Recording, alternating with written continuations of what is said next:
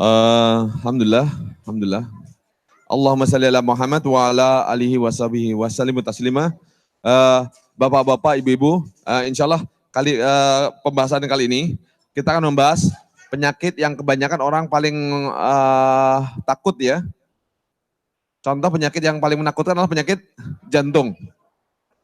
Perhatian ya, Bapak Ibu, penyakit apa yang kita bahas hari ini? Penyakit jantung. Penyakit jantung itu penyakit yang paling menakutkan. Sebabnya kenapa? Ya, kenapa penyakit jantung paling menakutkan? Sebabnya kenapa? Kalau kena serangan kebanyakan orang langsung mati. Itu yang menakutkannya. Ya, padahal penyakit jantung, penyakit pertama kali yang saya menguasai adalah jantung dulu. Jadi penyakit jantung itu sebenarnya penyakit yang paling mudah diselesaikan. Dengannya bapak-bapak, ibu-ibu. Nah ini, perhatikan ya.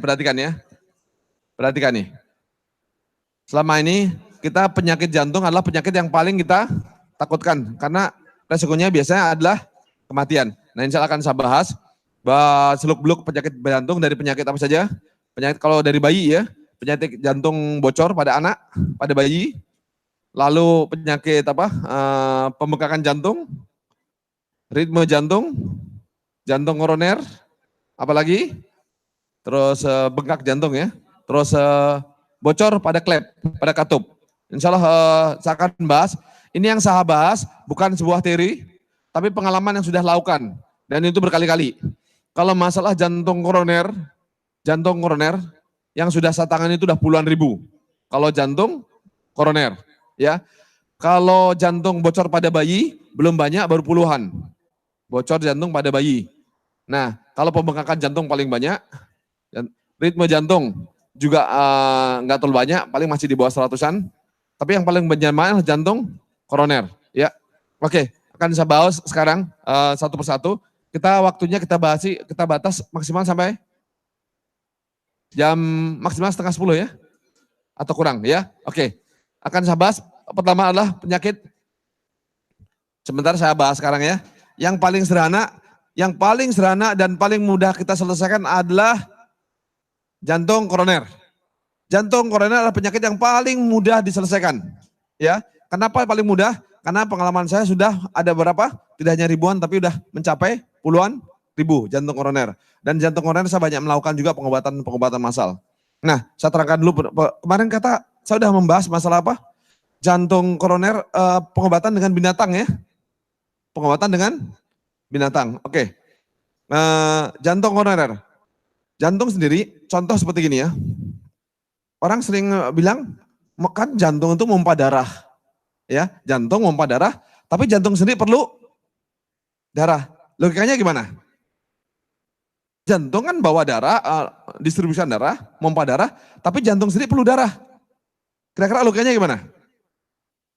Coba, ada orang yang punya mobil, dia tangki bensin. Dia bawa apa? Dia bawa bensin. Tapi tangki bensin perlu bensin nggak? Perlu untuk mengangkut bensin, paham ya?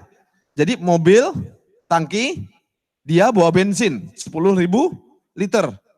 Tapi dia juga perlu bensin, tapi perlunya nggak sebesar, ya. Paling hanya puluhan 100 liter, ya, ratusan liter, bukan puluhan ribu. Oke, nah di jantung koroner itu ada ini. Kemarin kita berbicara masalah lintah, paham? Lintah kemarin, ya. Lintah, makanan lintah itu apa? Darah, ya. Lintah itu masuk ke pengobatan apa? Input, output, atau naikkan energi? Input ya, jantung adalah masalah input. Jadi lintah itu pengobatan yang dia memasukkan sesuatu ke dalam tubuh darah ya. Coba bayangkan. Jadi kalau makanan lintah itu apa? Darah. Nah, Allah itu ngasih rezeki nggak pernah langsung diberikan saja, tapi Allah ngasih apa? Pancingnya. Ya, nggak pernah Allah ngasih ikan, tapi ngasih apa? Pancing. Nah begitu juga lintah. Makanan lintah apa? Darah. Jadi darah tidak datang begitu saja. Dia harus bekerja dulu.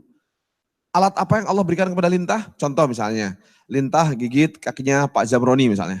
Ya, dia gigit kakinya Pak Jamroni. Waktu dia gigit, ternyata, perhatikan ya, kakinya Pak Jamroni ternyata banyak sumbatan darahnya. Darahnya apa? Beku. Nah, berarti pembekuan darah itu problemnya lintah. Ya, problem siapa? Lintah. Pembuluh darahnya kaku. Problem siapa? Lintah juga. Pembuluh darahnya banyak penyempitan. Problem siapa? Lintah juga. Jadi semua problem Pak Zamroni, problem siapa? Problem lintah juga. Jadi ada kesamaan problem. Ya, darah beku. Nah seperti itu. Oke. Lintah kalau gigit kaki, gigit, ya, dia punya pertama enzim untuk penghilang rasa sakit. Maka itu kalau orang digigit lintah itu tidak sakit. Nah saya ulang lagi ya. Kalau orang digigit lintah, kapan orang mulai teriak? Digigit lintah, kapan mulainya? Hah? Baru lihat, bukan digigit. Digigit nggak akan teriak. Digigit salah apa? Teriak, kalau ibu-ibu langsung lari. Ya, bukan digigitnya, tapi apa? Lihatnya, langsung lari, tenaga bisa kuat. Ya, bukan karena gigitannya, tapi karena lihatnya. Paham ya? Oke. Nah, satu yang menarik di sini, lintah itu, perhatikan ya, ada darah yang sudah keras kayak batu. Keras kayak apa? Batu itu bisa hancur dengan cairan lintah. Paham ya? Udah sekeras kayak batu. Kalau hanya koroner mah kecil. Ya, batu sekeras darah seperti batu saja bisa hancur, apalagi hanya koroner. Kecil, kerjaan kecil koroner tuh. Paham ya di sini? Jadi di alam kita harus memahami, setiap ada penyakit ada obatnya. Kita cari siapa kawan kita. Ya. Jadi lintah adalah makanan darah. Dia punya zat untuk menyelesaikan problem dia, juga sekalian problem kita. Berarti alat dia itu juga perlu yang kita perlukan untuk menyelesaikan masalah. Paham di sini ya? Oke. Jadi pertama ini.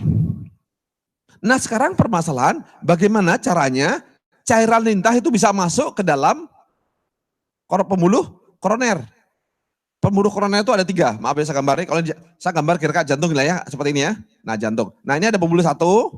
Ini ada kesini ada 3 ini ya. Nah nanti ada kecil-kecil banyak sekali ya. Ada 3 yang apa? Yang utama. Tengah, kanan, kiri. Nah yang besar itu yang ini saja. Ini besar semua 3. 3 besar. Yang kecil-kecil ini banyak sekali kapilyer nih. Ya. Nah perhatikan.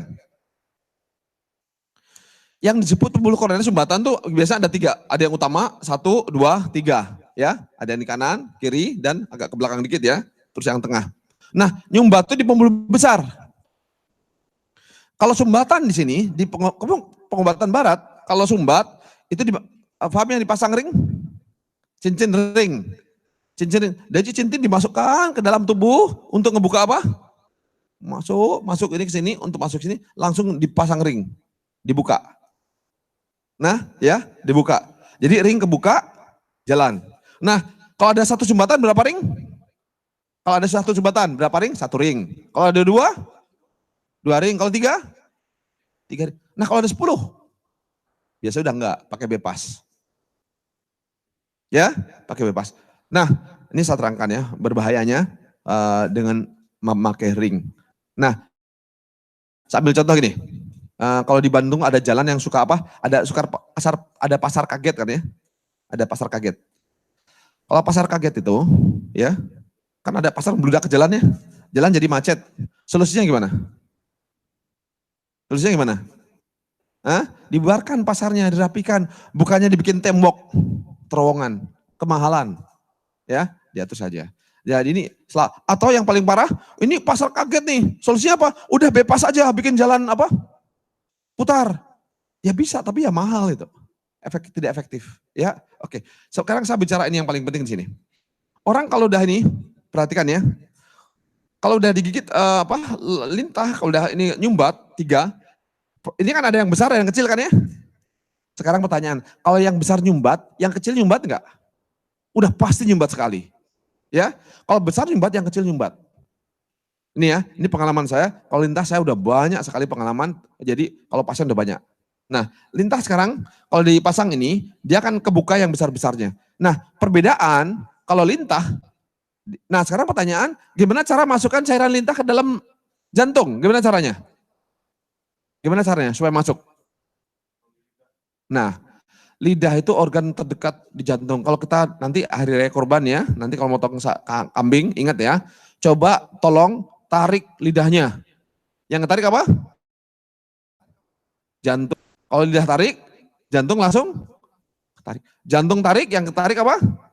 Lidahnya. Ya, paham di sini ya? Jadi ternyata ada hubungan langsung direct jantung dan lidah di situ. Ya, jadi untuk memasukkannya, cara lintah ke dalam itu masukkan kemana? Digigitkan ke lidah, masuk. Ya, ini pengalaman saya dulu ya. Pengalaman saya untuk jantung ini. Perhatikan nih.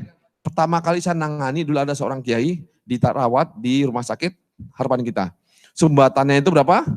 190%.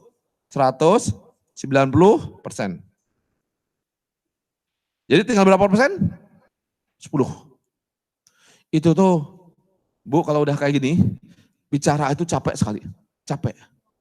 Ngos-ngosan, hanya karena perlu dikit sekali, hanya 10%. Napas gak kuat.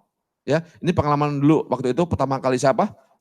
Lintah. Kan saya udah banyak nangani, ngadakan ceramah, pas udah itu langsung ada kawan waktu ngadakan seminar di Semarang, langsung ada kawan ngajak langsung ke Jakarta di rumah harapan mereka, ya bukan harapan kita mah pakai lintah aja cepat sembuh, harapan mereka, ya. Nah itu harapan kita itu tuh di rumah sakit itu, kalau ring operasi pasang cincin ring, kira-kira minimal berapa di Indonesia sekarang? Hah? Udah nggak ada 20, 100-an. Jadi mereka nanggung kalau pasang ring, jarang mereka mau satu ring. Mereka masangnya minimal 3. Kalau satu uangnya terlalu dikit. Berapa? 1. Ada seorang yang ini yang saya kenal dulu, spesialis jantung, dia kalau harapan kita, dia kalau orang mau pasang ring, salah satunya ini, dia hanya masang kalau uang orang ada 250 juta dulu. Jadi dia malas kalau ada masang satu ada 20, jadi dia ada jaminan dulu. Pas dioperasi jadi enggak, nah jantung seperti itu. Perhatikan Bu ya, ini nih. Lintah pertama kali digigit di lidah, ya. Tadinya dia pertama kali tidak bisa apa? Duduk pun tidak bisa. Dia hanya berbaring bicara letih sekali. Dengan sekali lintah, satu, ya, lintah pertama, yang terjadi apa? Dia bisa duduk, dia bisa bicara. Lintahnya kecil, satu lintah. Lalu saya tambah lintah 2. Nah, setelah satu terapi, dengarkan Bu ya, ini nih, dengan 1 kali terapi, lintah, ingat ya, lintah batu, lintah darah sekeras, batu pun hancur oleh cairan lintah. Ya, kalau hanya gini mah cetek kecil banget. Ya, hanya kecil banget. Itu juga nggak kayak batu. Kalau udah kayak batu mati orang, ya, baru kecil. Nah, maka tuh lintah tuh lebih efektif. Nah, jadi hanya dengan lintah itu langsung sekali terapi, kebanyakan apa? Perubahannya di berapa nih? Kira-kira berapa persen sekali terapi? Lintah berapa persen berubahnya? 50%. Kira-kira segitu. Ya. 2 kali terapi berapa persen? 25. 20%. Nah, yang ketiga biasanya apa? Sudah 0. Bersih. Bersihnya tidak hanya di primer, tapi di apa? Sekunder, bersih sekali totalitas. Bersih. Bersih, benar-benar. Ya, saking bersihnya. Nah, di sini. Nah, ini subhanallah, saya nangani waktu itu karena kawan-kawan saya dari Malaysia yang pengusaha-pengusaha, nah mereka tidak percaya, ya. Jadi mereka waktu itu tidak skeptis, tapi akhirnya mereka diapakan? Diperiksa kemana? Jadi diperiksa sebelum dioperasi ada kan, biasanya yang kedua terus biasa mereka langsung dilihat ya dengan apa? CT scan dilihat ya. Nah setelah dilihat sumbatannya. Terus yang kedua setelah dioperasi dilihat, itu bersih 100%. Ya, paham ya? Jadi keberhasilan lintah, dia membersihkan tidak hanya primer, tapi juga sekunder. Paham di sini ya? Nah sekarang pertanyaan, orang dipakai ring, ya, ingat ya, pakai lintah atau pakai ring tidak nambah usia ya. Kematian sesuatu yang sudah Allah tentukan, udah tercatat. Jadi kita kan punya KTP ya, tempat tanggal lahir, tempat tanggal mati juga ada. Udah tercatat di Lauhul Mahfuz. Ibu-ibu kalau tercatat meninggalnya di New Zealand, pasti datang dulu ke sana. Ya, katakanlah Pak Jabroni, seminggu kemudian datang meninggal catatan di New Zealand. Dia minggu depan pasti ke New Zealand. Untuk apa? Untuk mati, meninggal. Paham ya? Nah, jadi kematian gitu. Ya, jadi nggak usah kita pikirkan. Dan ingat, inilah pakai lintah nggak memperpanjang usia ya. Tidak juga mempercepat kematian. Yang bedanya apa? Membedakan di sini kalau pakai lintah, badan bersih, aktivitas normal, kayak muda lagi. Ya, jadi jos kayak pemuda lagi, lebih muda, lebih bersih. Tapi kalau pakai ring, coba orang pakai ring berarti dia harus minum obat seumur hidup. Lihat kehidupannya, orang dengan ring, dengan obat, hidupnya itu gimana lihat? Ya, lemas, kulit juga menjadi buram, menghitam, kaki juga pada bengkak, matinya sama ya, waktunya sama tetap. Hanya bedanya yang satu ini penuh vitalitas, hidup normal, yang satu sama, menurun semuanya. Ini menurun tapi tetap hidup. Kira-kira mau hidup yang mana milih? Ya, yang berkualitas. Ya, jangan lupa ya, kita mau pakai lintah, mau pakai apapun juga sama usianya ya. Oh ya. Oh, insya Allah. Ya. Nah, biasa kalau bebas, ini kalau udah sumbatan udah begitu banyak, mereka pakai bebas, ya. Dan lintah itu bisa menghindari di situ. Oke, pahamnya ini jantung koroner. Jantung koroner ada kasus jantung yang paling mudah di antara semua kasus jantung, ya. Paling mudah penanganannya, karena kita nggak usah kerja. Yang kerja siapa? Lintah. Oke. Nah, lintah kalau di Indonesia 100 juta. Harga lintah di Indonesia berapa? 10.000. 10.000. Harga lintah. Paling kalau terapi di tempat terapi, sekarang udah banyak alhamdulillah. Saya pertama kali mengembangkan lintah, ilmu saya kembangkan tahun 2009. Tapi sekarang ilmu itu udah nyebar, lintah di lidah udah semuanya. Saya dulu nempelkan lintah di lidah, pertama kali saya menunggu keberanian tuh 2 bulan. Untuk berani nempelkan lintah di lidah. Karena literatur tidak ada. Coba bayangkan, kalau kaki digigit lintah, pendarahan 1 hari. Kalau pusar digigit lintah, pendarahan 3 hari sampai 1 minggu. Darah nggak keluar, nggak bisa bentuk, terus darah keluar terus. Lidah berapa lama? Tidak tahu, pertanyaan nggak jelas.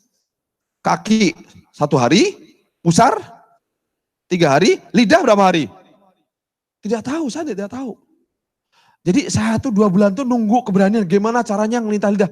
Di kepala saya apa? Kalau nanti lintah saya gigitkan di lidah, kalau berdarah terus, lidah busuk, lidah saya dipotong. Itu yang kebayang di kepala. Bukan suatu yang ringan. Oh gitu doang. Gampang. 2 bulan saya untuk mengumpulkan keberanian. Tapi sudah subhanallah, Allah takdirkan saya Seriban tuh gigi itu sampai kayak apa? Kayak dekok gitu. Apa? Kayak lubang gitu kan. Sakitnya luar biasa. Wah sampai tidur tuh sampai mimpi-mimpi. Sakit luar biasa. Nah di situ saking sakitnya saya mimpi. Saking gak kuatnya tuh di dalam mimpi itu lintas ambil saya gigitkan tempat luka. Sakit di mimpi itu kesakitan saya. Mimpi saya kesakitan. Pas itu saya ambil lintah saya gigitkan di tempat lukanya. Nah kalau udah saya nggak tahan sakit luar biasa, Allah buat saya sakit luar biasa sehingga saya nggak punya pilihan lain. Ambil lintah, saya gigitkan tempat luka. Nah saya gigitkan luka. Nah pas itu saya nggak tahu, wah luka kan sakit biasa nggak, karena di lukanya sakitnya bukan lintah gigitnya, luka saya yang di ini, wah sakit luar biasa, tak bisa tahan. Nah udah itu udah lintah gigit, seperempat jam, dia seperempat. Setelah seperempat jam, nah dia membesar. Setelah membesar dilepas. Kan lidah berdarah terus tuh. Ini gimana nih berdarah? Subhanallah, Allah takdirkan bukan berapa hari, bukan seminggu, bukan setahun, hanya 3 jam berhenti darah. Nah di situ saya tahu lidah itu 3 jam lebih cepat dari tempat manapun juga. Tangan meninggalkan jejak, ya lidah tidak meninggalkan jejak. Nah di situ pas udah selesai saya objek eksperimen pertama ternyata aman. Baru saya ke ayah saya. Ya, ayah satu dulu kena penyakit jantung, setelah rawat udah nggak kena lagi, tapi pas dengan lintah bersih. Jadi bisa hidup normal lagi. Usia udah 70 waktu itu, sekarang udah meninggal almarhum. Jadi setelah dengan lintah dia hidup normal. Vitalitas lagi. Jadi bisa kehidupan normal, kayak usia ya 50-an lah. Nah di situ. Jadi bisa makan apa aja. Dengan masa makan sate, makan segala macam, udah nggak ada pantangan lagi. Dan bisa lari, bisa fitness, bisa segala macam. Ya, di akhir hayat meninggal karena sakit untuk meninggal saja. Ya, nah di sini. Jadi satu hal lagi, ini kembali lagi, lintah itu yang seharusnya 100 juta bisa berapa? 10.000 atau maksimal dengan ongkos jasa segala macam 100.000. Murah nggak? Nah ini ilmu yang bermanfaat nggak? Yang diuntungkan siapa? Masyarakat. Paham ya? Jadi ini mudah-mudahan kalau nanti, maka tuh waktu ilmu saya sebarkan menjadi publik domain, saya ajarkan semua orang supaya apa? Saya berharap siapapun juga orang yang nempel lintah di lidah, kalau saya meninggal dapat apa? Dapat royaltinya. Ya, terus dapat pahala mudah-mudahan. Nah itu yang saya inginkan. Nah begitu juga ilmu-ilmu lain. Nah ini koroner, paham ya? Oke. Kalau saya di klinik ada apa? Darah jatuh ke kursi, ke sofa. Gimana cara bersihkannya? Hah? Coca-Cola nggak bisa ngancarkan darah. Besi juga bisa, tapi darah nggak bisa. Pakai apa? Lintah apanya? Apanya lintah? Ya. Jadi lintah itu kalau hidup lendir lintah, betul. Lintah kalau di air ada air lendirnya itu. Nah itu airnya diambil, dibersihkan, sikat, udah itu sofa bersih lagi dari darah. Ya. Jadi kalau hanya darah mah lintah kerjaannya ya. Jangan serahkan yang lain-lain. Serahkan pada lintah saja udah beres, bersih semuanya. Ya, paham? Ini jantung, koroner. Oke, yang kedua. Saya mau bicara masalah jantung bocor pada bayi. Bayi ya. Ini perhatikan logikanya ya, perhatikan logikanya. Saya akan gambarkan. Ini perhatikan Bapak kalau kalian bisa ini biar pada kelihatan saya gambar sini. Oke. Maaf saya gambarnya kurang bagus. Saya gambar kira-kira supaya paham saja ya. Ya. Ini ada jantung. Ini jantung. Jantung ada berapa bilik? Saya bikin gini aja sederhana ya. Nah, di sini ada apa? Ada paru-paru. Ya, ada apa? Paru-paru. Nah, di sini perhatikan. Jantung pada prinsipnya mutarnya itu kayak angka 8. Ya, kayak angka 8. Ini jadi bawa kemana? Ke tubuh, ya. Nah, ke seluruh tubuh, nanti dia akan apa lagi? Balik lagi. Jadi jantung itu pada prinsipnya dia masuk kemana? Ke seluruh tubuh, masuk ke paru-paru, tubuh lagi, terus nyebar lagi. Terus demikian, jadi muter terus seperti itu. Perhatikan, saya gambar kira-kira ini ya. Nah ini ke sini, ini kapiler kecil-kecil. Nah dari sini ke paru-paru, balik lagi sini. Masuk ini ke paru-paru, terus kayak gitu terus jantung kerjaannya. Nah perhatikan ya, ini jantung. Biar agak enak jantung, kelihatan agak gini dikit ya, biar kayak ada jantungnya. Oke. Nah, perhatikan. Kan jantung normal mutar gitu. Lewat mana dia? Lewat paru-paru. Nah kalau bayi dalam ketuban gimana? Ya, perhatikan ya. Kalau ini kan paru-paru enggak tertutup air. Ya, penuh air di sini. Jadi kan dia nggak bisa bernapas dengan apa? Nah, kalau bayi gimana? Kalau bayi perputarannya dia tidak lewat sini, tidak lewat paru-paru. Oksigen dapat dari siapa? Dari ibunya. Ya, jadi dia nggak perlu darah yang apa? Tadi terpompa di sini. Nah, artinya apa? Normal dari sini, ya, ke sini, ya. Tapi kalau pas sedang di bayi di dalam perut ibu, semuanya tuh gini. Ini nutup karena ini nggak bisa masuk sini kan? Tekanan tinggi, darah nggak bisa masuk ke sana. Jadi nggak bisa masuk ke sini. Masuk ke mana? Ke sini. Paham? Masuknya ke mana? Ini nutup. Jadi masuk ke mana? Ini, dinding ini. Jadi pertanyaannya, semua bayi, semua manusia itu dindingnya bocor. Di dalam perut, defaultnya itu bocor. Ya, jangan dibalik. Dinding bocor pada bayi bukan cacat. Tapi apa? Standar. Paham di sini? Ngerti ya? Bapak bisa paham ya? Normalnya kan lewat paru-paru. Tapi dia hidup dalam ketuban. Jadi ini nggak berfungsi, nutup. Ini tutup semuanya. Jadi lewatnya apa? Sini. Muter sini tanpa paru-paru. Paru-paru nggak berfungsi. Karena penuh oleh Cairan. Jadi lewat sini, bebas sini, lewat sini. Jadi artinya apa? Bocor pada bayi itu standar, default. Ya, defaultnya jantung bayi di dalam perut apa? Bocor. Jadi pahami logikanya ya? Jadi jangan dilibat, bocor itu cacat, bukan. Jawab bocor itu adalah sehat untuk bayi dalam perut bayi. Paham ya? Normal. Nah, perhatikan. Ya, perhatikan sini. Kapan menjadi bermasalah? Ya, ini penuh cairan. Jadi darah tuh nggak mungkin membak ke sini, nggak kuat masuk ke sini. Tekanan tinggi. Kan bayi tekanan apa namanya? Tekanan ketuban tuh tinggi sekali kan. Jadi darah nggak mungkin ke atas. Jadi masuknya ke sini. Karena berlubang. Ya. Nah, suatu ketika pas sudah lahir keluar, airnya hilang kan ya? Air juga keluar, paru-paru ngemengang, kondor, nangis dia. Ya kan? Nah, pas ini kosong, cairan keluar, darah pindah kemana? Baru ke atas, ke atas. Ya. Nah, kalau ini kosongnya bagus, paru-paru, rongga dada terbuka, robis rohli sadri. Rongga dada kebuka, semua keluar semuanya. Ini kebuka, ini nutup berapa persen? 100%. Pas lahir tidak bocor lagi. Paham ya standarnya? Jadi bocor itu di awal, semua bocor manusia tuh. Ya, nggak ada orang nggak tanpa bocor di dalam perut, semua bocor dindingnya. Nah, perhatikan. Kan saya belum selesai.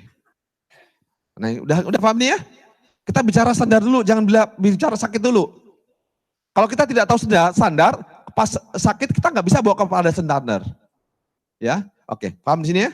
Nah, jadi pas dia kebuka semuanya, rongga dada kebuka 100%, kebuka semuanya, masuk ke sini semua. Tembus sih, karena ringan tekanan, masuk ke sini, 1 atmosfer.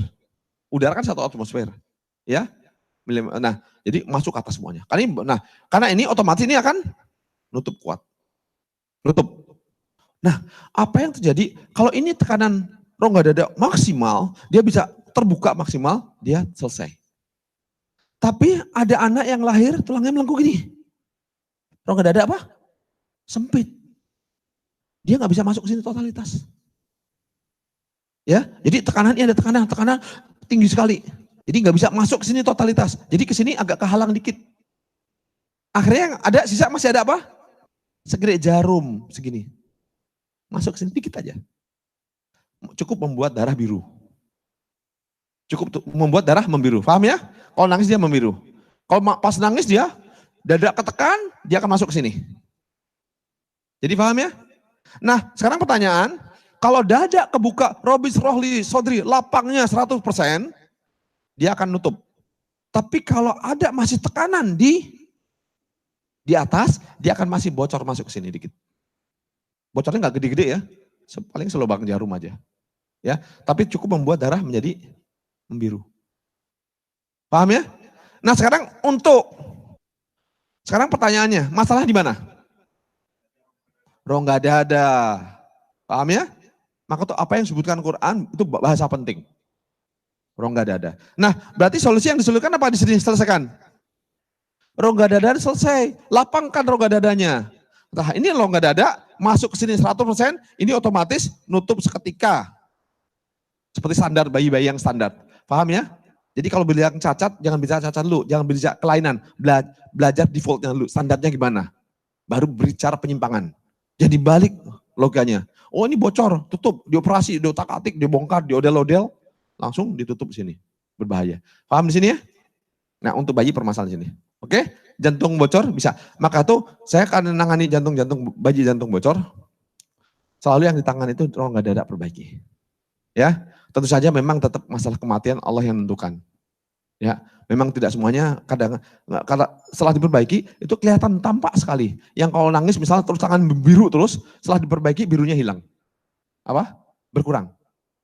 Nah, jadi pas udah perbaiki mau nangis biasa langsung biru semuanya, langsung birunya berkurang. Kelihatan langsung. Berarti kalau birunya berkurang berarti ini apa? Nutup. Jadi lapangkan ini akan nutup sendiri. Nah, darah biru akan berkurang. Ya. Nah, yang berbahaya adalah Nah, tugas ini, mudah-mudahan jadi masuk ini ke apa? Nah, perhatikan ya, teori yang ini karena saya lakukan pengalaman, karena saya paham hidrolik, ya, saya paham kalau tekanan ini saya paham sekali, ya, pergerakan cairan saya paham. Nah, maka itu saya yang gini nih, alhamdulillah bisa memahami dengan logika engineer, bukan logika hafalan, ya. Kalau engineer itu kalau nggak paham nggak bisa menyelesaikan, dia harus paham dulu. Baru memahami problemnya, baru bisa menyelesaikan. Ya, oke. Nah ini maka itu ilmunya yang bisa menyelesaikan adalah jantung bocor, ilmu medical engineering. Ya, yang bisa menyelesaikan. Bukan ilmu sastra kedokteran, nggak bisa. Karena mereka hanya hafal, sastra kedokteran nggak bisa. Harus medical engineering yang bisa menyelesaikan. Ya, oke. Nah, oke paham di sini jantung bocor. Oke. Nah, yang berbahaya di sini, ini adalah yang paling penting adalah meyakinkan orang tua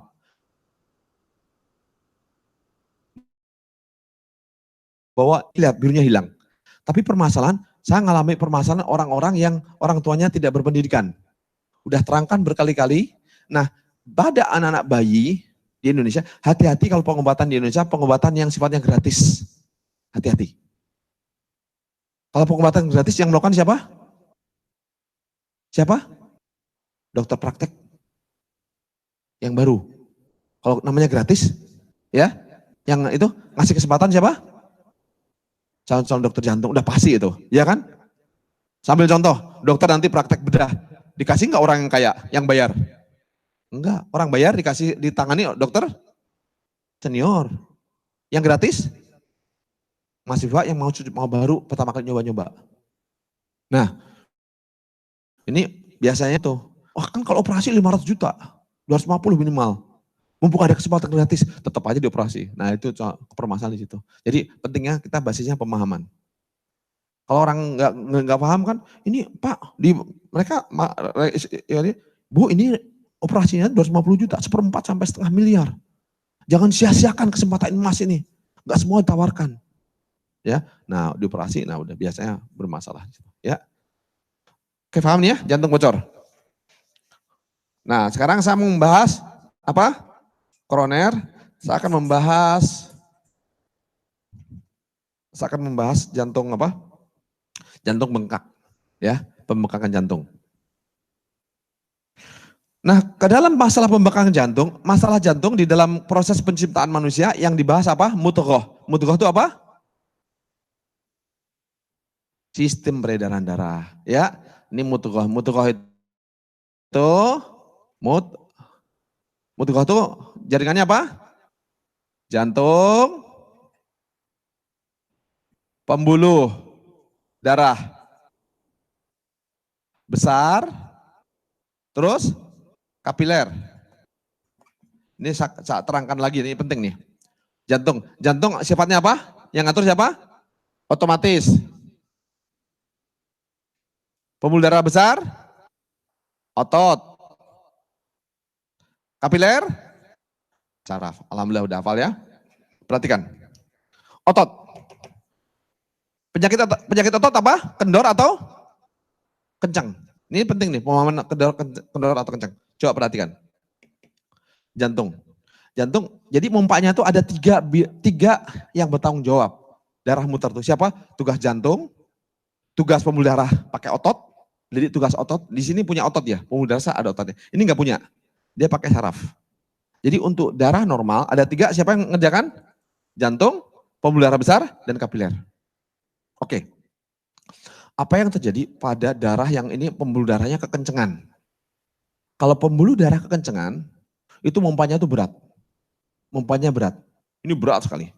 Nah, biasanya ini ciri-cirinya ini pembuluh darah besar, ini biasanya apa? Bawahnya itu tinggi. Ya, yang ini biasanya apa? Sistoliknya tinggi, diastoliknya juga tinggi. Jadi kalau darah kekencengan, biasanya sistolik apa? Sistolik tinggi, diastolik tinggi juga. Ini biasanya seperti ini. Ini kalau ilmu-ilmu apa? Kalau kita berbicara kekenyalan, sesuatu yang apa? Nah dalam ilmu aerodinamika atau hidrodinamika. Nah jadi kalau pembuluh darah besar, nah ini biasanya mompanya akan kuat. Berat ya, jantung harus mompa berat. Karena ini otot seharusnya lentur, dia kekencengan. Biasanya ini tinggi, ini tinggi.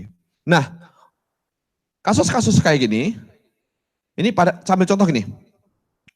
Orang yang kenceng, rongga dadanya kenceng. Orang terjadi pada otot yang kenceng.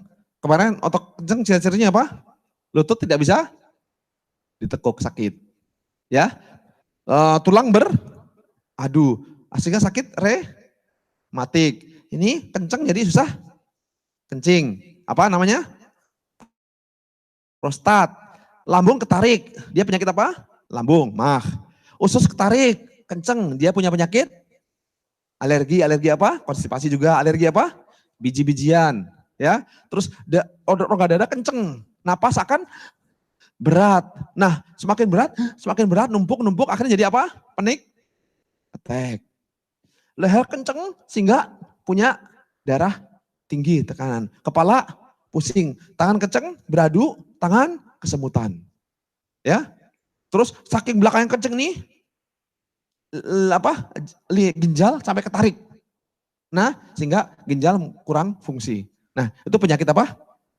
Kekencengan. Nah, faktor-faktor yang kekencengan ini, darah tinggi ini, ya, ini membuat jantung yang tadi kerjanya berat dan cepat. Kalau napas cepat dan tenaga kuat, jantung mompanya tuh ibarat gini. Kalau saya pakai barbel, pegang, barbelnya berat, cepat. Kira-kira yang bengkak mana nih? Sini, bengkak. Gede, ototnya tumbuh, berotot. Ya. Nah, ini ciri-ciri orang tipe kayak gini, ototnya kenceng, dia jantungnya bengkak karena apa? Karena kerjanya kecepatan. Bengkak dia. Ototnya dindingnya tebal. Ini penebal dinding. Ya, kasus-kasus yang otot kencang, ini yang stroke tuh ini. Yang stroke mana? Ini, yang bisa pecah. Karena pembuluh darah ketarik, kencang dia bisa pecah. Jadi stroke terjadi di mana? Pembuluh darah pecah di sini, kasus kekencangan. Paham ya? Nah, ini kasus jantung bengkak karena apa? Otot kencang. Paham ya? Nah, sekarang saya balik lagi. Kenapa jantung memompa cepat kalau kasus kekencangan? Karena kencang. Jadi nggak lentur, ya. Jadi mompa juga sama, dia nggak bisa elastis, nggak bisa bantu mompa. Jadi jantung mompa tinggi, ya. Bengkak juga, bengkaknya karena mompanya cepat dan berat. Bengkak jantungnya kencang. Nah, sekarang ada lagi. Ini biasa pembuluh darahnya tinggi, tingginya paling 150, ya. Nggak sampai di atas 200, jarang. Tapi yang ini mudah pecah, yang ini mudah pecah. Kasus ini mudah pecah.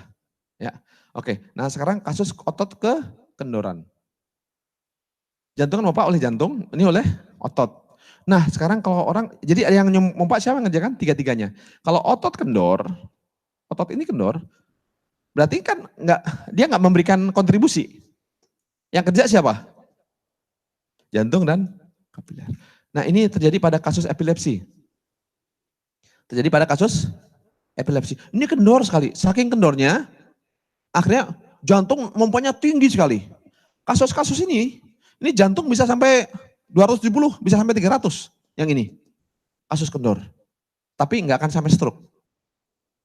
Kasus ini nggak akan sampai stroke. Ya. Jadi ini biasanya sistolik tinggi, diastoliknya nggak terlalu tinggi. Jadi bedanya jauh. Kalau yang tadi naik dua-duanya. Kalau ini biasa. Nah, ini bahasa sistolik diastolik tidak ada dalam kedokteran. Ini ilmunya ada dalam ilmu medical engineering. Kita paham. Jadi kita bukan hafal nama. Kalau di kedokteran kenapa tinggi? Oh kan ada zat ini, ada ini segala macam. Kita berbicara dengan logika sunatullah, hukum alam. Oke? Nah ini bisa terjadi pembengkakan. Nah maka itu anak-anak yang ototnya kendor, yang ditakutkan tuh nanti jantungnya tuh kolaps. Karena, nah kalau orang seperti, maaf contoh, sakit contoh misalnya Pak Jamroni misalnya, nggak apa-apa ya. Nah Pak Jamroni pada dasarnya ototnya kendor. Otot kendor itu ciri-cirinya, kalau kendor sekali ciri-cirinya dia SD, SMP atau SMA masih ngompol. Ya, ciri-cirinya kendor. Nah ini banyak orang yang kalau kendor itu yang cirinya kalau ada masih SMP masih ngompol, kecelakaan ngompol nggak sengaja, itu biasanya kendor. Nah tapi dengan latihan olahraga sekali badan akan kuat. Tapi cirinya kalau kendor itu walaupun atas gede, biasanya pantatnya kecil. Susah. Dia kecilnya cepat, Gedenya susah. Jadi cirinya seperti itu. Nah, oke. Nah, ciri-ciri yang otot kendor ini jantung bengkaknya berbeda. Ya, jantung berbeda dengan yang tahu. Kalau tadi bengkaknya karena otot, kalau tadi memang momennya tinggi sekali. Tinggi sekali. Nah, ini ciri yang kendor itu bisa sampai di atas 250 sampai 300 bisa. Ya, Pak Jamroni pernah berapa?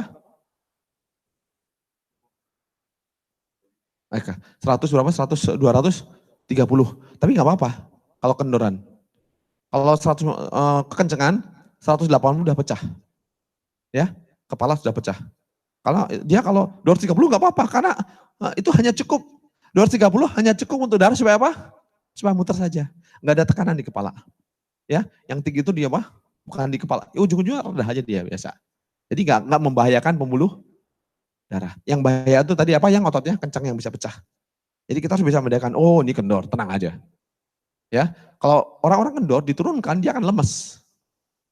Jadi orang kendor, tipe kendor, darah tingginya selesaikan bukan diturunkan tekanan darah tingginya, tapi turunkan apanya? Kencangkan ototnya. Ya, maka tuh kasus kendor itu pada anak epilepsi, step dari di sini. Dia nggak memberikan kontribusi, kendor sekali, ya, jantung maupunnya jadi diambil sama jantung tinggi sekali. Tapi pada anak-anak, kapan terjadi kolaps?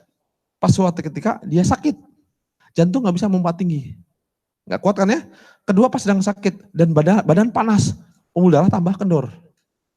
Nah apa yang terjadi? Akhirnya tubuh ngambil alih, dia menegangkan apa? Diri. Itu yang disebut apa? Step atau epilepsi. Ya, gitu. Karena menghindari kolapsnya jantung. Oke. Ini jantung, tadi jantung bengkak karena apa? Otot kencang, sekarang jantung karena otot kendor. Bisa dipahami nih? Bisa ikuti ya? Oke. Saya sekarang bahas lagi. Saya akan membahas jantung, tadi udah jantung koroner, jantung bocor bayi, jantung bocor, jantung bengkak. Kalau kendor, jantung bengkak karena kekencangan. Nah sekarang saya bicara jantung bocor pada klep, pada katup jantung. Klep pada katup jantung banyak terjadi, biasanya pada orang-orang yang olahraganya tidak simetris, yang hentakan tiba-tiba. Otot jantungnya ketarik. Jadi yang ketarik apa? Otot jantung. Ingat, jantung masuk, kan ada otot-ototnya. Nempelnya ke mana? Ke rangka. Ya. Nah, rangka yang berputar ekstrem tiba-tiba dan ekstrem, nah itu kebanyakan klep bisa bocor.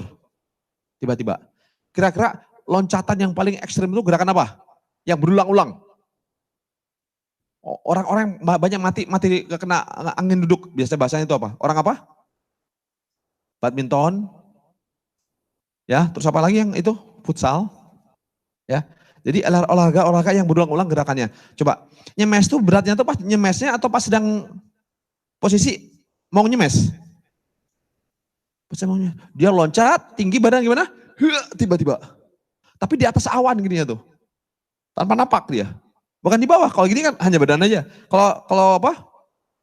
Dia badannya ke atas, muter ke belakang gini, seperti ini.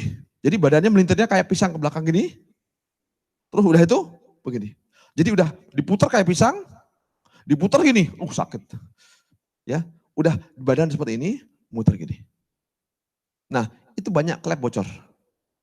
Maka tuh yang orang kena angin duduk kebanyakan namanya angin duduk. Itu klep bocor, angin masuk. Ya, angin duduk. Nah, itu pasti di situ klep bocor langsung kayak pompa. Kalau kita punya hidrolik, bocor, ambruk semuanya. Paham ya? Paham kalau kita sedang hidrolik, bocor. Runtuh semuanya. Nah, begitu jantung. Ada klep bocor, dia nggak bisa pompa. Berhenti tiba-tiba, mati langsung. Ya, karena hidroliknya bocor. Klepnya nggak boleh bocor, rapat. Pas dia bocor, langsung seketika. Maka tuh biasanya angin duduk matinya tiba-tiba. Dan angin duduk, klep bocor tidak bisa tidak bisa dideteksi. Karena waktu orang yang suka badminton, kalau di treadmill kuat ya biasa aja. Bisa lari, nggak masalah. Karena badannya simetri. Maka tuh untuk ngecek orang yang jantung bocor harus badannya dipelintirkan yang kuat, baru kelihatan. Ya, ditarik ototnya. Ditarik ke belakang, diputer, nah baru kelihatan. Ya, udah jam 9:30. Jantung bocor. Sekarang yang terakhir apa? Pahamnya jantung bocor dinding klep ya? Oke. Terjadi pada gerakan-gerakan yang ekstrim sehingga ototnya memang ketarik, sehingga klep pun ketarik. Oke. Sekarang saya berbicara jantung udah, jantung apa? Bocor pada klep. Yang terakhir apa? Jantung? Ritme jantung. Ya, ritme jantung. Oke, perhatikan. Allah ciptakan jantung.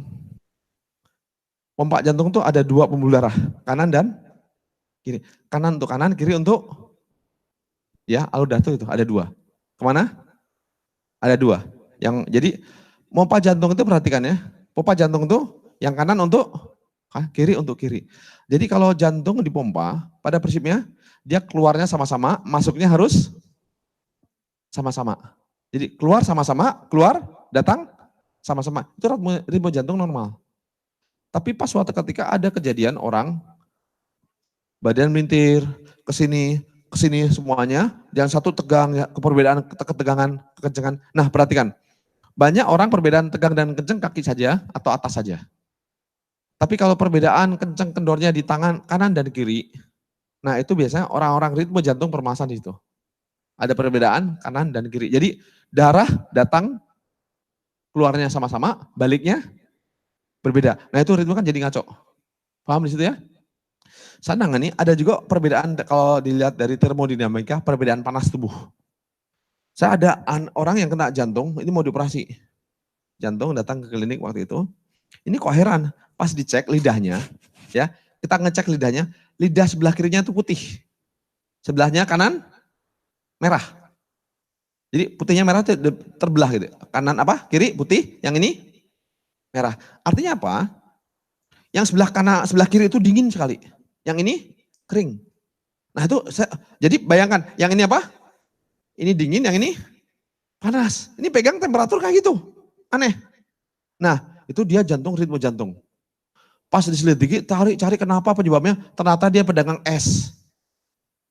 Untuk, paham, lihat perhatikan ya. Dia kalau untuk hancurkan seharusnya pakai apa? Sarung tangan. Es pegang, dia apa? Karena dia kurang sabar, capek pakai sarung tangan.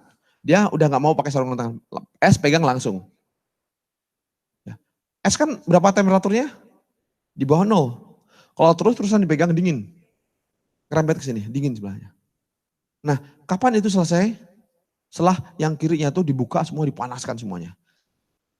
Cirinya gimana? Setelah lihat lidah warna sudah sama. Ya, udah sama, udah panas, udah sama. Ya udah, berarti secara termodinamika, secara perbedaan keseimbangan termal sama kanan dan kiri. Setelah itu udah normal lagi. Ritme jantung normal. Solusinya itu saja. Sedangkan dia mau akan dioperasi untuk menjadi ya karena tidak ada biaya berarti untuk menjadi ilmu baru. Dicari penyebabnya. Jadi muncul teori. Jadi berbahaya. Pengobatan itu mereka menilainya dengan teori-teori baru, dugaan-dugaan baru dikerjakan. Nah itu kebanyakan bawa pada kegagalan. Nah ini berbicara jantung. Apa terakhir tadi ritme jantung. Udah semuanya jantung ya? Udah terbahas. Insya Allah udah cukup. Sekarang udah mulai 20 menit kelebihan insya Allah. Insya Allah hari ini ceramah yang terakhir oleh saya. Besok insya Allah saya akan kembali. Dan saya meminta kepada bapak-bapak ibu-ibu yang kemarin alhamdulillah yang udah terbantu. Saya meminta kalau seandainya nanti ini bisa untuk membantu saya. Bukan untuk membantu saya. Jadi yang ibu rasakan kita berbicara sama-sama untuk contoh orang yang sudah ada cancer, ada apa, jadi bercerita. Bukan saya tidak, sebenarnya bukan testimoni ya. Jadi kalau di tempat apapun juga biasanya yang saya lakukan ini mendukung supaya apa? Supaya menyadarkan orang-orang jangan sampai dia kejebak hal yang sama. Ya, contohnya ibu yang kena apnea dan mesin. Nah, contoh misalnya, nah diceritakan jadi suatu ketika apnea itu mudah selesaikan. Kemarin ada yang prostat ya, Pak Ostra, yang prostat hanya dengan cara sederhana kencing bisa lancar. Dengan cara sederhana, ukurannya solusinya berapa menit? Hanya 1 menit, gak lama bisa kencing lancar. Ya, nah masih banyak yang lain-lain. Nah itu jadi testimoni pada prinsipnya saya jarang buat testimoni. Saya biasanya kalau saya ceramah di tempat seperti ini, testimoni ya udah yang bersama pendengar langsung jadikan testimoni. Ya selesai jadi testimoni. Jadi testimoni fresh, bukan testimoni yang udah basi, ya tapi masih fresh. Ya itu demikian saya kembalikan waktunya insya Allah Pak Mas Hadi. Insya Allah. Assalamualaikum warahmatullahi wabarakatuh. Dan maaf ini sekali lagi saya mohon maaf atas kekurangannya. Dan sebetulnya saya datang ke sini juga hanya maaf dan bukan saya kapasitas sebagai ustadz, saya hanya berbicara pengalaman saya sendiri pribadi dalam dunia pengobatan. Ya, Jadi mudah-mudahan bisa menjadi ilmu bersama. Tempat saya di Bandung ada klinik. Jadi kalau bapak-bapak, ibu-ibu, kalau ada keluarga yang ke klinik, perhatikan Bu ya, maaf ya, klinik saya di sana pembayaran sukarela. Orang yang tidak mampu boleh gratis, boleh bayar berapa saja. Terus jadi pada prinsipnya kita cepatnya mau penyakit apapun juga, ya. Nah, saya juga berharap dengan demikian kalau ada saudara yang di ini datang aja, jangan khawatir masalah biaya dan kita akan maksimalkan masalah metode dan pengobatannya. Jadi tidak ada perbedaan, ya. Silakan. Ya, ini salah satu tulis ya alamatnya. Dan nanti oh ya ada yang kemarin ibu-ibu yang kemarin ada alamat ya, ada alamat yang nomor telepon. Lebih baik untuk yang di untuk yang di Melbourne. Nanti saya kasih telepon alamat alamat istri saya biar nanti cuma dari Melbourne kontaknya. Kalau saya sering keluar kan, saya nggak baca jarang karena banyak sekali yang masuk, khawatir nggak kejawab. Jadi nanti kalau ke istri saya sama saja, saya juga tahu juga, ya. Nanti kasih nomor istri insyaallah, ya. Silahkan, terima kasih sekali insyaallah. Assalamualaikum warahmatullahi wabarakatuh. Ya. Jazakallah khair. Jazakallah khairan katsira Ustaz Haris Hidayat. Alhamdulillah sudah dari malam pertama menemani kita ya, datang 2 hari sebelum Ramadan. Baik, ini silakan.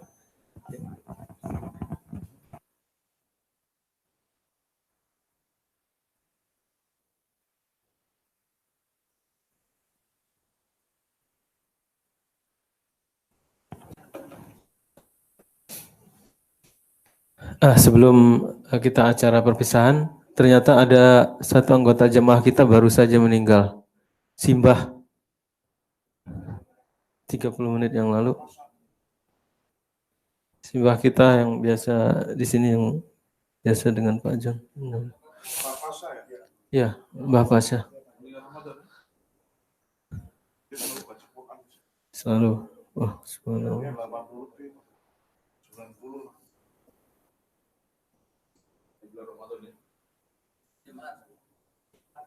Iya udah masuk. Sekarang di mana Pak Aris?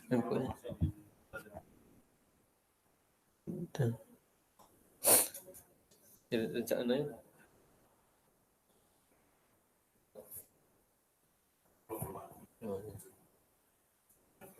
Pak Ostra ada berita terakhirnya rencananya untuk almarhum.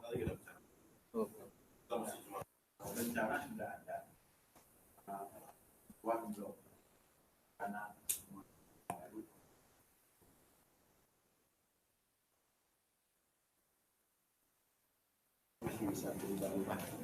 Permisi Pak Ustadz. Assalamualaikum warahmatullahi wabarakatuh. Pertama-tama ya, mari kita sama-sama berdoa semoga almarhum